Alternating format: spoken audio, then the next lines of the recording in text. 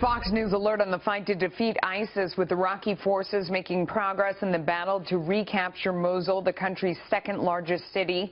Troops now tightening control around a landmark site, the mosque where ISIS proclaimed the caliphate nearly 3 years ago.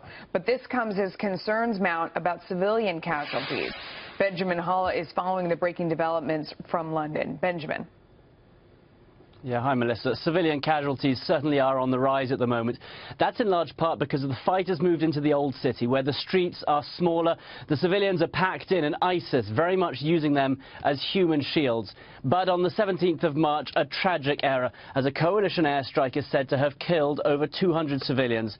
The US has now opened an investigation and concluded that while it was indeed a coalition bomb, ISIS made it far worse by forcing civilians into that building, placing fighters on the roof and booby-trapping it to assure mass casualties. It's another reminder that it's civilians in the middle of this increasingly bloody battle. The battle for Mosul is now being fought house to house, and ISIS has spent 2.5 years preparing the defences. Booby traps, snipers, tunnels. Those who consider escaping the city face being killed by ISIS. Those who stay face being killed by ISIS. In the air, helicopter gunships are now supplying much of the cover instead of the high-altitude bombers. And now, forces are moving ever closer to the next main target, the famous Al-Nouri Mosque, from where ISIS leader Baghdadi first declared the caliphate.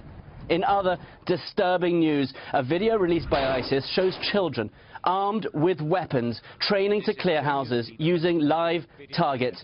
We can't show all of the scenes. Safe to say at the end, the children execute bound men. Now, ISIS, from their very inception, have been brainwashing children, training them how to kill. And one of the great worries now is that a whole generation of Iraqis knows nothing but the brutality of the terror group. And moving forward, surely, that is going to be another major concern. Melissa? Wow. Benjamin Hall, thank you for that report.